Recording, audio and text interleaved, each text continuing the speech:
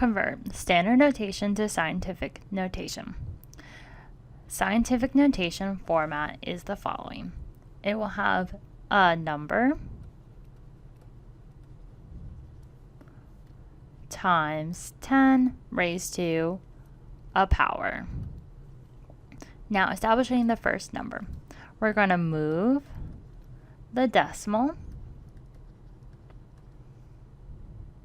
so that only one number is to the left of the decimal, meaning kind of like this, 4.5. Now, determining the exponent, we count the number of times that the decimal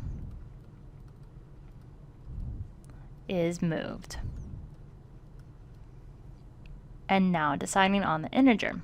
If the decimal moved to the left,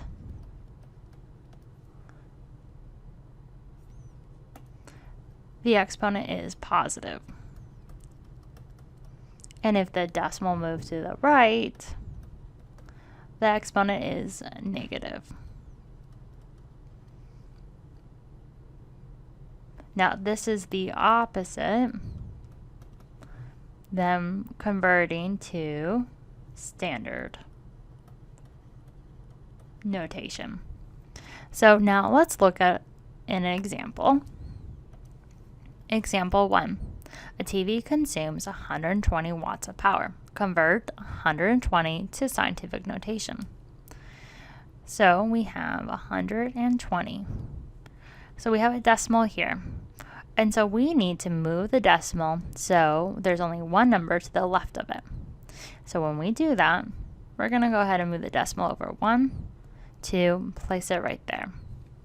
So now we can put our number as 1.20. Now times 10 raised to the what power? So now we notice that we move to the left because we went 1, 2. So that means we're going to have a positive exponent. So, and we moved 2 times, so we put a 2 there, and it's positive. So this would be our solution to this problem. Now let's look at another example. Example 2. A refrigerator consumes 1,400 kilowatts of power. Convert 1,400 to scientific notation. So here we have 1,400. We have a decimal here. Now, we need to move this decimal so there's only one number to the left of it. So in order to do that, we move it here, here, to here.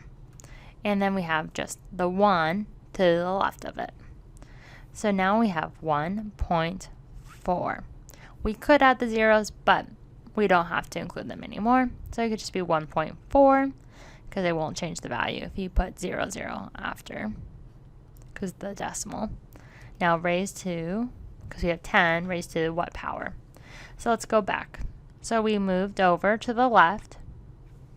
So that means it's going to be positive exponent, and we moved over 3 times. So it's 1.4 times 10 to the third kilowatts. Now let's look at another example. Example 3. Convert 0.000024 Faraday to scientific notation. So we have 4 zeros and then 2 4. Now we need to move this decimal to the right so that this number is only to the left of it, which is the first number that's not 0. So we move it over. So we move it 1, 2, 3, 4, 5. We're going to go ahead and place it right there. So that means we have 2.4. Now this is times 10. And then we notice we went to the right this time. So that means our exponent's going to be negative. And we moved over how many times? We went 1, 2, 3, 4, 5. So we would rewrite this number as 2.4 times 10 to the negative 5. Now let's do another example. Example 4. A circuit draws 0.035 amps of current.